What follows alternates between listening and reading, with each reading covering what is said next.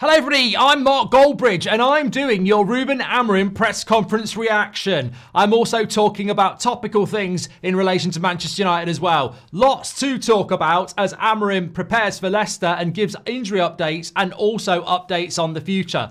But before I get into that, let me start talking like that and let me talk to you about Ligt. Ligt has been called up for the Netherlands international break. He wasn't actually in the squad. He is now. Mixed opinions on this. Obviously, it's great for Ligt and I'm sure he wants to play for the Netherlands. So you've got to be happy for him and it's a vindication of how well he's been playing recently. Should have been in the squad anyway and is in the squad. So we can't really cry about that. What I will say on a personal level is I was actually quite happy he wasn't in the squad because he gets 2 weeks off and gets a bit of rest and he's such an important player for us. So look, I do get a little bit nervous about injuries and this team, and there's a large part of me now over this next 2 weeks international break who will be just expecting at any moment in time Ligt got injured in the game last night, Mark. So that's my concern. You can't live like that. He's in the Netherlands team because he's played well. He deserves to be in there. He shouldn't have been left out in the first place. So congratulations to him. I just hope he doesn't get injured. So smash a like on the video or get a comment in about Ligt because I think he deserves it. And Koeman's a bit of a tit for leaving Ligt out of it. Anyway, let's just talk about injuries for a moment. One of the questions that was asked of Ruben Amorim, remember this is fresh off the press. The embargo only just came out a few minutes ago, so I'm live at 1:30. This is only just coming out. You'll get it here first. Mason Mount, do you think he'll be ready for Sunday? And how much are you looking forward to working with him after a prolonged period out? Because he's obviously been out for a while. Ruben Amorim already said that I really love Mason Mount. I see him. I know he suffers. I know he does everything right. He eats right. His physical aspect is perfect. He's trying too much. Maybe he's thinking too much about everything. He was a European champion. He's a really talented player. And when the player does everything like he does, he will always have the support of everybody in the club. So we'll try to manage the load, and you already saw some players that had a lot of problems during one time. In some moments he can stay fit, and I believe a lot in Mason Mount, and we need players like Mount. And any chance he'll play on Sunday, I think he's going to the bench. We'll see, but we need every player, and if he's fit, I'm going to take him. He cannot play too many minutes, but just 5 minutes of Mount is perfect. So Mason Mount should be back on the bench on Sunday. Now, obviously, I think everybody straight away is going to go, it's a long time between Friday lunchtime and Sunday. There's all of Friday afternoon, there's all of Friday evening, there's all of Saturday, and there's all of Sunday morning for Mason to get injured again. But look, fingers crossed, he should be in the team on Sunday and coming back. And I think that when we talk about, we've been through this position with Phil Jones, some of us. So to me, it's not, you are allowed to say that I don't think Mason Mount's going to be a good signing for United. I think he's going to be injury prone and I think he's going to go down as a big waste of money. You are allowed to say that. I say that. But what I always counter it with is a lot of people didn't really understand why Ten Hag bought Mount. I think now under Amorim, you can see why you would want Mount. I mean, Ten Hag didn't buy Mount because he knew, at the end of the day, I'm going to get sacked. And then Amorim's going to come in. And he plays with 2 number 10s. I got 2 number 10s. You know, that's not why we didn't buy Mount, because Ten Hag was going to get sacked and Amorim plays with 2 10s. I don't really know why Ten Hag bought Mount in the system that he played. But in this system, Mason Mount would work. And I think Mason Mount's a good footballer. But Phil Jones wasn't terrible as a centre-back. He just never stayed fit. And I think that's the big problem with Mount, is like, I don't trust that he's ever going to stay fit. But if he can, between now and the end of the season, it would be such a help because he is a good player. Also asked, do you feel as though the work that you're doing, the tactics, the ideas you have, albeit is slow, they're starting to show themselves? And Amorim said, I feel that in the last few games that we can understand better the idea of what we want to do. We are better understanding the plan for the games. We're giving more time to the team to win or draw games.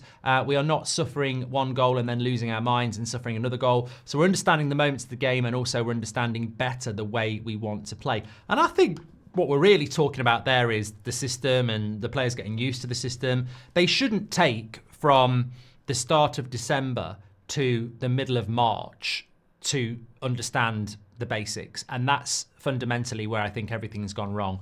I think the press, some fans, some ex-players obsess so much about the system and the formation. And I've seen it from day one that actually, although it's a 3-4-3, sometimes it's a 5-4-1, it changes. The system changes. And Amorim signposted that in December. His system changes. So it's not actually structurally... I've even heard certain ex-players saying he's too rigid and stubborn with his system. I would reflect that back and say you're full of shit. Like, watch Manchester United. It changes game to game. It changes in the game. The problem we have, and Amorim sort of alludes to it there, is the low understanding IQ of the players and the inability to do the basics, and also the weak mentality of some of these players. And I think what Amorim is saying there is that, look, the obsession with the system is ridiculous. If we're hitting long balls instead of playing the pass, if we're shooting instead of playing the pass, then we're not making the right decisions mentally. If we're misplacing a 10-yard pass or booting a goal kick out of play, we're not using the ball correctly. We're not using our minds correctly. And I think what Amorim is alluding to there when he says we're drawing games and we're not letting goals go in and then that define us. It obviously is so much in the head with these players, and we know that. We've got so much evidence over the years of players downing tools or shooting instead of passing. I don't think it's the system or the formation. I think what you're trying to do here is reprogram players, and it takes time. And we saw it against Sociedad last night. We conceded an early goal that could have dictated the rest of the game, but we got back into the game. And I think what Amorim's trying to teach these players is to learn new habits around the way things happen in a game and the way you can change them. I thought the second half was completely different to the first half last night. What kind of selections do you think you'll be making for the rest of the season? And I presume this is alluding to Premier League, Europa League. Now, get in the comments. Do you care about the Premier League? Like, honestly, you can't just say, I don't care, let's lose every week. You can't do that. But I would like to see us rotating a little bit. I would like to see some younger players play. And I think to do that, though, the reason I'm asking you is that as a fan base, if we get beat by Leicester on Sunday, but he rotates, we need to sit there and go, don't really care, understand why he's doing it. It's prioritising the Europa League. Now, I don't think he'll do that against Leicester because we've got an international break. But after the international break, when we've got like City at the weekend and then Lyon midweek and stuff like that, I think then is when rotation should happen. Anyway, this is what Amorim had to say. It is an Amorim press conference reaction. He said, with different competitions, we have to rotate because we're risking a little bit some players. For example, Casemiro was tired. We didn't want to risk Agate because today was a decision in one competition and Agate wanted to stay here. I think we have Mason Mount. He's going to return as well. Mainu, maybe he will return in a few weeks. I don't know for sure. Harry Maguire, we'll try not to risk. We'll see for Sunday. We need all the players. Again, I think against Lyon, it's going to be a different kind of game. The physicality they have, the same physicality, it's going to be a different game, more demanding in that aspect, and we have a lot of difficult games in the Premier League. So hopefully that is a hint as to what some of us want. If Lyon is our season, and it is, and I think every round you go through in the Europa League, the closer you get to that prize, we're into the quarterfinals now. So I think the priority, clearly Amorim is alluding to it as well, the priority is the Europa League. And I don't know what, I'll find it out for you now. I don't know what games we've got coming up around Lyon, but let me just double check here. April. So we've got Man City on the Sunday before, Thursday Lyon, and then Newcastle away on the Sunday in between. I mean, they're difficult games in the Premier League. Man City and Newcastle are difficult games, but realistically, Newcastle away, you've got to rotate. You've got to say, look, we're probably going to lose that game. And we've got to look at that as a fan base. That's why I'm asking the question. Man City before Lyon in the Manchester derby, and then Newcastle sandwiched between Lyon. We've got to be willing to sacrifice those games to protect our players for a bigger game. Beating Man City and Newcastle will not get us into the top half of the table. Beating Lyon will put us into the semi-final of the Europa League, which puts us one tie away from the final, which could win us £80 million and a trophy. So I think we all know what needs to happen there. How important is it to climb up all those different spots to get the money in the season in relation to the league? Everything is important, and we need to continue with this feat. I mean, if anyone can put in the information in the chat how much you get for finishing 14th or 13th in the Premier League or 11th, I don't know. Maybe is it millions? I don't know. I mean, to me, I just don't care. It can't be 80 million, can it? And it's not silverware. So the Premier League can do one, as far as I'm concerned, for Man United this year. But Amorim says we can do it, and we showed against Arsenal what we can do. We have to be humble and forget the table and face Leicester like we faced Sociedad. We just need to win and improve our position. The most important thing is to continue with this feeling of winning and that we're improving as a team. And I think he's right there. You know, whoever plays, whatever happens, I think confidence is the big thing that you can take away from Sociedad. And confidence is what we can... It would be good to beat Leicester with a lot of the first team players and then send them off on international duty and say, come back with a buzz. And then, you know, we come back into April and it's a big month. What about Heaven? How do you think he fared? How do you think he handled the set occasion? This is Amorim's thoughts on Heaven then. He says if he continues like that, he's going to play. Of course, he's young. He didn't play much this season. But I really like his confidence. I like his pace. I think he's good in defending the box. I think he's quite complete, but he has a lot to work to do. In the Premier League, we'll face a different kind of player. And he's going to be tested in a different way. So we're trying to manage all this because he's really young. And look, Heaven doesn't need to play every week. Maguire's going to be back. You've got Ligt. You've got Mazraoui. Yoro's going to be back. Heaven's not going to play every week. And I think this has sometimes been the problem with the likes of Rasmus and Garnacho and Mainu is that certainly under Ten Hag, they were playing every week. And I think that, you know, we can't play these players every week. We've got to give them time to grow and stuff. And I think that's what he's saying about Heaven. Amorim was asked that he's spoken more than once about surviving the season and getting to the summer. After the Sociedad game, how confident are you will survive? He said, I know that in football, especially in our moment, we can have a really good moment and then drop really fast. So our focus is to continue. Don't get too happy. Don't get too depressed. My idea is to continue. We have to survive. That definition could change in the end, but our idea is to improve the team, to be prepared, fresh for the game against Leicester, and not focus a lot on changing our mind because we win or lose. Stay the course. What do you think? Bruno. What do you think? What do you think about Bruno tonight? And really, by example, the way he made himself available, the way he played. He said, "I think it's important for the team, and you can see it by the numbers, and you can see from the last games, he's always the guy that scores. It's not the most important thing. It's not the only thing, but he's always there. When you play for this team, you have to be prepared for the critics. And I understand the former players had a lot of success here. The standards for them were high. They see things like that. Sometimes it's black and white. Sometimes it's just not black and white. There are some other colours, and you have to understand the context. Again, he's always there trying his best, so I'm really proud to coach a player like Bruno.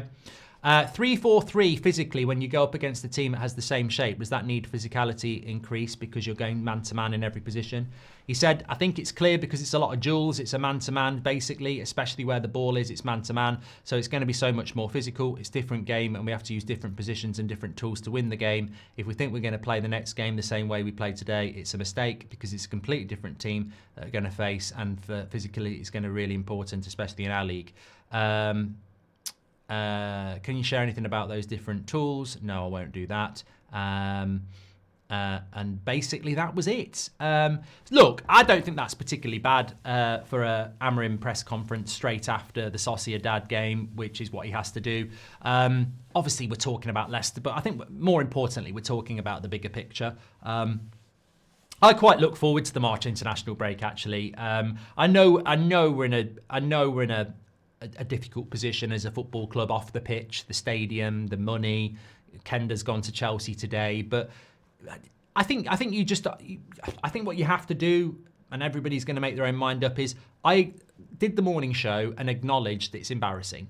You know, Amorim wanted that player. It's his number one choice. We were in talks with him and he's signed for Chelsea. I don't agree with people saying, oh, it's not that deep. It is that deep. It's embarrassing. But football is riddled with clubs that didn't get plan A, got plan B, and were still successful. And that's what we just got to... Look, I can't sit here and say I'm worried about Sir Jim Radcliffe, I'm worried about the Glazers, and then when bad things happen go, oh, you know, that's a shock. We just have to adapt to it. This is now going to, you know, mean that maybe a mistake like that, we won't make it again this summer. We don't know how much money we've got. But what I'm trying to say is the March international break is always an interesting time for transfers. I'm going to talk about a little bit about a couple of players I've been hearing about on the 8 o'clock show tonight, probably. But we've got to get realistic. Like, I know Paul Scholes, I actually thought he was joking when he said if we sell 3 or 4 players, Zubimendi would be a good signing for Man United. We're not getting Zubimendi. You know, those sort of conversations are not what we're going to do. We are going to have to shop in a different shop, which is what we were trying to do with Kenda, but then he goes to Chelsea anyway. The Premier League is so competitive now. There are so many clubs that are competitive, and they've all got money. You know, one player I would love to sign is Kuna from Wolves. I know some people say he's got a bit of bad attitude, etc. I like that. Cantona had the worst attitude in the world at Leeds, and he became the spark that ignited this football club. So I would love to sign Kuna. I mean, that to me would be... I don't know whether we can do it, but I'd love to bring him in and play him in behind the striker, or maybe sometimes as the striker. I would love to bring that sort of player in. But my point is, so would probably a load of other clubs in the Premier League. And we've learnt a lesson with Kenda there. Oh, he's 17, he's a player for the future, and Amorim knows him. He's going to come to United. No, he's going to go to Chelsea. There are alternatives, and people go, oh, you know, this Fernandes lad at Braga, etc. There are alternatives, but there's not infinite alternatives, and the alternatives might not be as good. It's a competitive sport, and this is why I always say about UEFA and the increase in games and everything like that, is that you just burn out a resource that's not infinite. Like, we don't have, you know, if Mbappe gets tired from the number of games that he's playing and burns out, we don't have 4 or 5 other Mbappes like that, and that's the same for United as well. Like, you can't just say, oh, we're going to buy all these talented young players and in 5 years we're going to be good, because there's not an infinite resource of talented young players that are going to be good enough to be the best players in the world, and the competition is going to be there. So we're going to have to adapt. But I like the March international break, because that's when you really start planning for the summer and you start to hear stuff and stuff like that. So hopefully that's going to happen. But yeah, I think with regards to the Amorim press conference, look, Leicester to me is just a nice little game. It's not, I think we'll win. I hope we'll build on the confidence. I actually would, well, it's not the preview, but I actually hope he does go quite strong. I'd like to see the likes of Rasmus, Xerxes, Garnacho build on that second half last night and start to build more. I want to see more of the passing. Whoever scores, great, but I want to see more of the one-touch passing that we sort of saw in the second half and build on that. And that comes from confidence and unity. So I hope to see more of that. And I like what he said about the Premier League. I think we've got really difficult games that I hadn't realised. Newcastle right in between those Lyon games, where we'd be absolute prats to go to Newcastle and put a strong team out. And I think you need to lay the foundations to the fans that, yeah, Newcastle away is normally a game that you look at and go, that'll be tough. But we all know, when you look at the league, when you look at the fixture list in August, there's no point in looking at a game in late April or mid-April or early May and go, oh, we've got Newcastle away, that'll be a big game, because it's always going to get dictated to by what the circumstances are in the tournaments. And the Premier League for us is dead. So we've got to look at that game and maybe the Manchester derby and go, you know what? I'm not going to pick Xerxes. I'm not going to pick Ligt. I want them fully fit for the Lyon game, you know, because that second leg is going to be at Old Trafford and you're going to need energy. So it's good that he's laying the foundation for that.